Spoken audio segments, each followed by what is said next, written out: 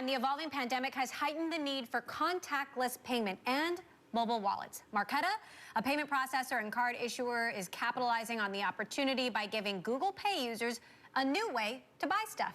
Joining me now for more, Marqeta founder and CEO Jason Gardner and our Bloomberg News reporter Sonali Basic in New York. Jason, thank you so much for joining us. So your card issuing platform will power this new Google Pay balance card. Talk to us about how this will work and what is so significant about it.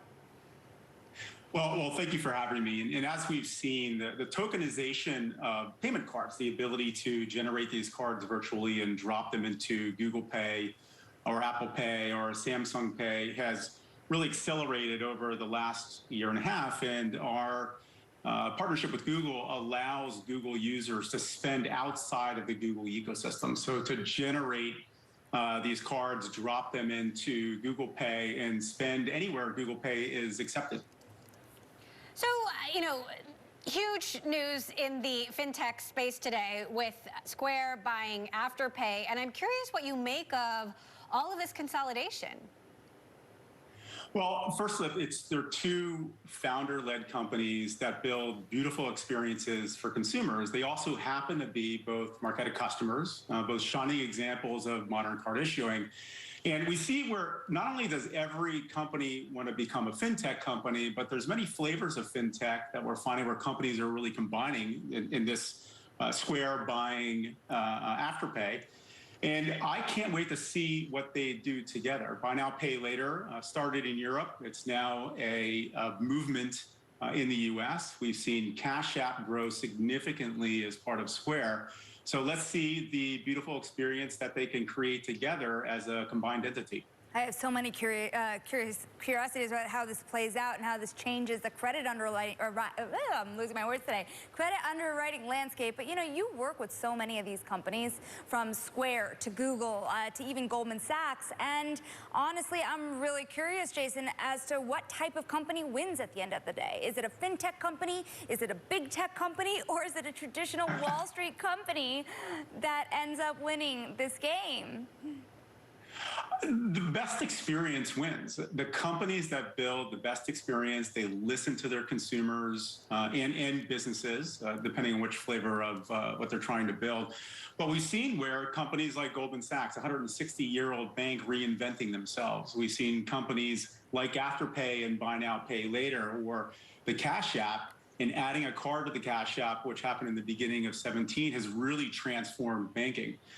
The idea of embedding fintech into companies is not a new thing. What's new is really focusing on the consumer experience. And this is happening around the world in towns and cities, countries, continents, really changing the landscape of how fintech or really banking is brought to both consumers and businesses. So I can't wait to see what happens. I think, like most people, to see companies like Square and Afterpay combined, you're really focused on the outcome. What can these companies do together? And this is a new change in regards to really the fintech landscape and how companies are coming together to build new experiences. Is there anything that folks need to be worried about when it comes to buy now, pay later? Because some of the older Wall Street types, right, the folks that have been around forever, what they're really worried about is the underwriting standards that come with it. We haven't seen a major hiccup yet. We haven't even seen really bad times for the consumers who use it yet. So is there anything you're worried about? Well, interest rates have remained fairly low. Again, we see consumers are really adopting all types of buy now, pay later, whether it's Afterpay, Affirm, Klarna, Zip, QuadPay. There's a number of different firms out there. I think there's approximately 20 or 30 buy now, pay later companies. So consumers have really adopted these. How consumers use this to buy at the point of sale, whether online or offline, I really think will continue. Again, this has started in Europe. It came to the United States, and now it's a global phenomenon. They will continue to use this as long as it's an option for them to buy at the point of sale. Jason, how is crypto shaking all of this up? Obviously, now a massive part of Square's business is also crypto. I mean, there's a ton of volatility in the space, not something that crypto loyalists are not used to. However, for more traditional investors, I think there's still a lot of fear out there given continued volatility. Yeah, it's interesting. You asked me that question on June 9th, the day that Marqeta went public, and it was there was a lot in the news because El Salvador had said they're going to legitimize it and allow you to spend that. Now, since then, we've seen Janet Yellen talk about stable coins. Again, this is something that we constantly talk about.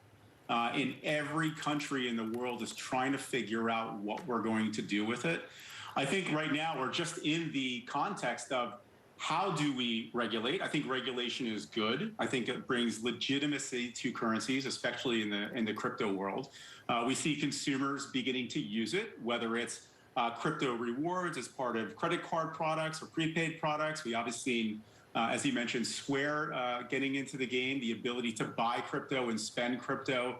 I think there is more coming. I think there's a positive aspect of everything that we're doing. Again, this is another currency that consumers are going to use. They're going to spend, also businesses. So there's more to come. So I see only positive aspects of this. And the more it gets regulated, the more it legitimizes it and allows consumers, just like you and me, to be able to use crypto as a legitimate currency at the point of sale. Jason, I want to talk about your path to going public because it looks like your company, so many fintech companies, just started off with this boom and then have wavered a little bit in public markets. You're trading around your IPO price. Are you still happy you went public? And also, what is it about these companies that you think they're getting so much steam at the onset, but then not keeping that momentum into trading? Well, as a founder CEO, you never think about in the beginning that you want to take a company public. We had over an 11-year journey. We spent 18 months in planning to go public. It was time to go public. It was the right time for us to go public. And going public on June 9th was a one-day event. This is a generational business. Stocks go up, stocks go down. We're just focused on building a great business and servicing our customers. One thing I found is after 18 months of running an IPO process, I'm actually really excited to get back to running the business on a day-to-day basis and see what we can accomplish as a business, not only as Marquetans, but also we can do for our customers around the world. Interesting. And we've seen a similar path looking at the shares of Robinhood, looking at UI path, no pun intended. So we'll keep following that story and you getting back to business. Jason Gardner, Marqeta founder and CEO, as well as our own Sonali Basak. Thank you both. Coming up.